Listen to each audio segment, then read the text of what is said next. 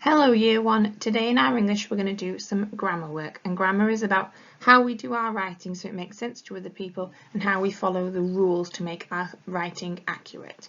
So we're thinking about capital letters and full stops today.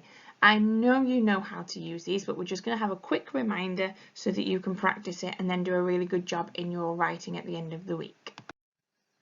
So tell somebody in your house, where should we use capital letters in our writing? And then come back to the video and we'll talk about it. The most important one is starting sentences. Capital letters are always used at the beginning of the sentences. So this one here, he loves to eat cake. We've got a capital H for he at the beginning of the sentence. The sentence always begins with a capital letter. There's other times that you might use a capital letter though, for a proper noun. Now, a noun we've talked a little bit about is a person, a place or a thing. And a proper noun is the name of something. So all of your names, because you're special, you have got a proper noun for your name. So you use a capital letter to start your name. And every name has a capital letter. So it might be the name of a person. It could be the name of a city or a town or a country. It could be the name of a football team. Or it could be the name of the day or the month of the year.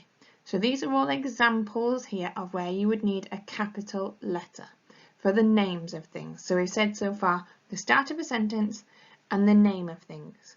Now I is the name of something as well. So if we said I went to the park, I'm talking about me and it's my name in that sentence. So the I would always be a capital I. We know that anyway, we just have to try and remember that one in our writing. The next thing to think about is where should we use full stops in our writing. Have a chat to the people in your house and then come back to the video to see what we think. Yeah, full stops are used at the end of sentences. They're used to finish off a sentence to make sure we know that the sentence has finished. So he liked the cake, we need that full stop at the end. So a capital letter starts a sentence, a full stop finishes a sentence.